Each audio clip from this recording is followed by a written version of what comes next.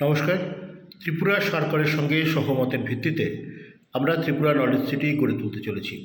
দুটি পর্যায়ে এখানে কাজ হবে এবং 2027 সালের মধ্যেই এই ত্রিপুরা নলেজ সিটির কাজ আমরা সম্পন্ন করব।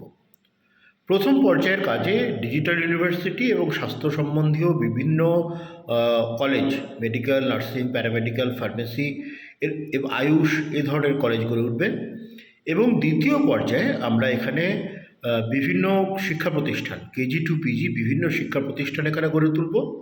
আমরা এখানে cultural academy, sports academy, recreation club এবং রিক্রিয়েশনের জন্য প্রয়োজনীয় যে সমস্ত প্রতিষ্ঠানগুলি সেগুলি এখানে গড়ে তোলা হবে। প্রত্যেকটাই আমরা আন্তর্জাতিক মানের হিসাবে এখানে গড়ে তুলতে চাইছি। কিভাবে এই প্রতিষ্ঠান গড়ে উঠবে, কারা এতে কীভাবে অংশগ্রহণ করতে পারবেন, এই নিয়ে আলোচনা করতে আগামী 7ই মে আগরতলা প্রেস ক্লাবে একটি আলোচনা সভার আয়োজন করা হয়েছে। এবং তার পরের দিন অর্থাৎ 8ই মে কবিগুরু রবীন্দ্রনাথ ঠাকুরের জন্মদিন। সেদিন আমরা রবীন্দ্র আবক্ষ মূর্তিতে আমরা শ্রদ্ধা নিবেদন করে আমরা আমাদের ত্রিপুরাতে যে ত্রিপুরা শান্তিনিকেতন কালচারাল একাডেমি যেটা আমরা গড়ে তুলতে চলেছি তার পথ চলা শুরু হবে। আমরা আগামী 19শে মে রবিবার সকাল 8টা থেকে কবিপক্ষেই আমরা কবি জন্ম উৎসব পালন করব। বিভিন্ন সাংস্কৃতিক অনুষ্ঠান যেমন থাকবে, পাশাপাশি মহিলাদের এন্টারপ্রেনিয়র হিসাবে কীভাবে এগিয়ে নিয়ে আসা যায় এবং তাদের মাধ্যমে বা তাদের কীভাবে ত্রিপুরা নলেজ সিটিতে তাদের অংশগ্রহণে তাদেরকে উদ্বুদ্ধ করা যায়, এই নিয়ে কিন্তু আমরা আবারও আলোচনায় বসব।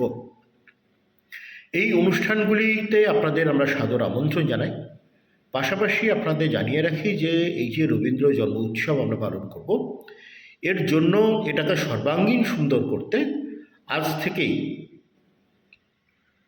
অর্থাৎ এই 30শে এপ্রিল থেকেই বিকাল 4:30 থেকে আমাদের মধুবনে প্রস্তাবিত ত্রিপুরা শান্তিনিকেতন মেডিকেল কলেজের যে লেকচার হল 2 সেখানে আমরা রিহার্সাল শুরু করছি। কারণ প্রত্যেকটা অনুষ্ঠানের মধ্যে যেন সমন্বয় থাকে, শিল্পীরা যেন স্বতঃস্ফূর্তভাবে এবং সর্বাঙ্গীন সুন্দর করে তুলতে পারবেন, সেই জন্য আমরা 4:30 থেকে রিহার্সালের আজ থেকে শুরু করছি।